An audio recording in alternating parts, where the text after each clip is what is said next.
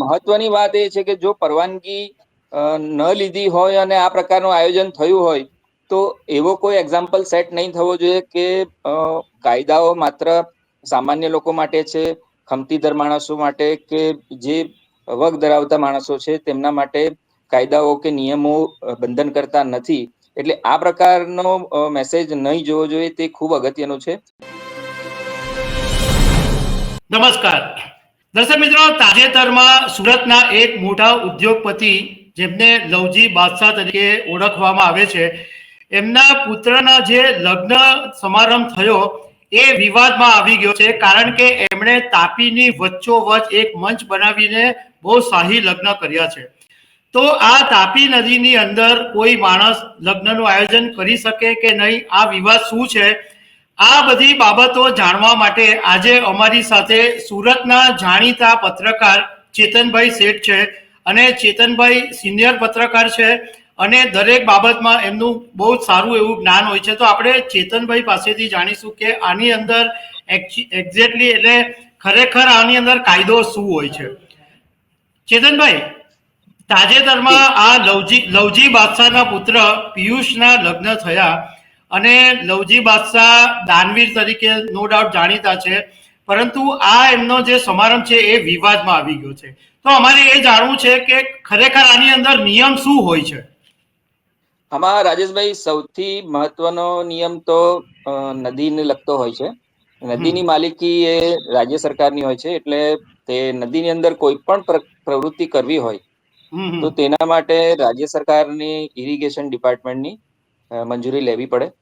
અને irrigation department તેના સંદર્ભની મંજૂરી આપે. અને બીજી સૌથી મહત્વની મંજૂરી, નદીની અંદર આપણે કોઈ પણ પ્રવૃત્તિ કરીએ તો નદીમાં એક એક્વાટિક લાઈફ હોય, એટલે જીવસૃષ્ટિ હોય છે. એટલે જીવસૃષ્ટિને નુકસાન નહીં થાય બોર્ડની પણ મંજૂરી મહત્વની હોય છે. એટલે આ બે ડિપાર્ટમેન્ટ મંજૂરી ખૂબ મહત્વની હોય છે. ભલે તમારે નદીની અંદર હંગામી કોઈ પ્રવૃત્તિ કરવી હોય કે પછી કાયમી કોઈ પ્રવૃત્તિ કરવી હોય, આ બંને સંદર્ભની અંદર તમારે આ બે મહત્વના વિભાગોની પરવાનગી ખૂબ જરૂરી છે. આ ઉપરાંત આ બે વિભાગોની સાથે નદી સુધી પહોંચવા માટે તમારે સ્થાનિક જે બી કઈ પ્રશાસન હોય કે મહાનગરપાલિકા હોય કે નગરપાલિકા હોય, તે પછી પોલીસ ડિપાર્ટમેન્ટ હોય, કલેક્ટરનું ડિપાર્ટમેન્ટ હોય અને ફાયર ડિપાર્ટમેન્ટ હોય, આ ચારે મહત્વના ડિપાર્ટમેન્ટોની પણ એનઓસી અને મંજૂરી જરૂરી હોય છે. પરંતુ બે મહત્વની મંજૂરી પ્રદૂષણ નિયંત્રણ વિભાગ અને ઇરિગેશન ડિપાર્ટમેન્ટની મસ્ટ છે. કારણ કે આ નદીની માલિકી રાજ્ય સરકારની છે અને રાજ્ય સરકારની નદી અને નહેરોનું કામ ઇરિગેશન ડિપાર્ટમેન્ટ સંભાળતું હોય છે. અને નદીમાં જીવસૃષ્ટિ હોય છે, એટલે જીવસૃષ્ટિને આપણી કોઈ પ્રવૃત્તિથી નુકસાન નહીં થાય તેના માટે પ્રદૂષણ નિયંત્રણ બોર્ડ દેખરેખ રાખે. અને પ્રદૂષણ નિયંત્રણ બોર્ડ તમારી પ્રવૃત્તિ કયા પ્રકારની છે અને પ્રદૂષણ પર્યાવરણ પર શું અસર પાડી શકશે કે નહીં પાડી શકશે તેના આધારે મંજૂરી આપે.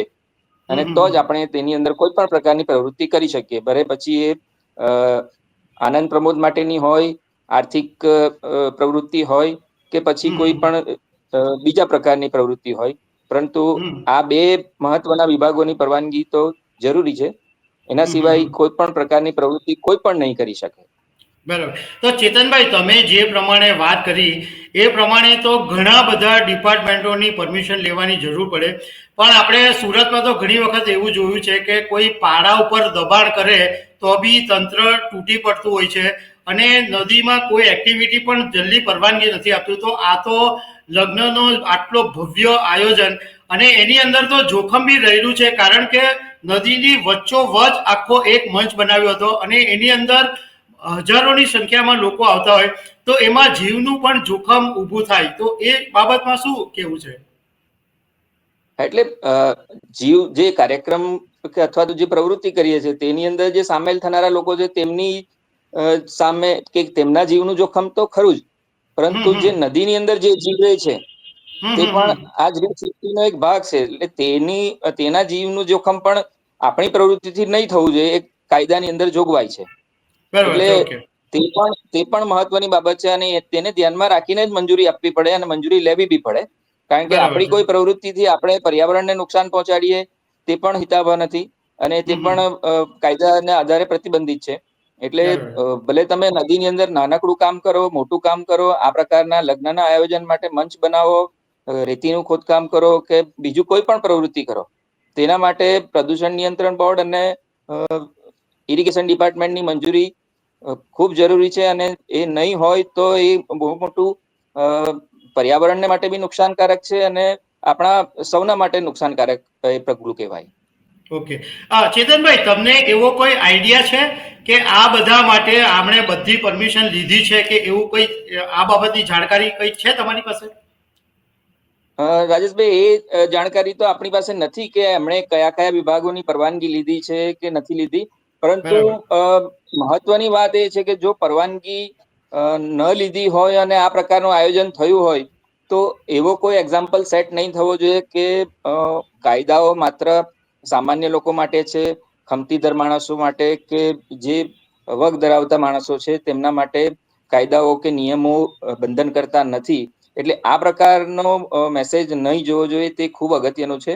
હવે એમણે પરમિશન લીધી છે, કયા વિભાગની લીધી છે, કેટલી લીધી છે, શેના માટે લીધી છે, કેવી રીતે લીધી છે, આપણને હજુ ખ્યાલ નથી. પરંતુ એક વાત ચોક્કસ છે કે આ પ્રકારના આયોજનોથી એવો મેસેજ નહીં જોવો જોઈએ કે કાયદા માત્ર સામાન્ય માણસો માટે હોય છે, ખમતીધર માણસો માટે નથી હોતા.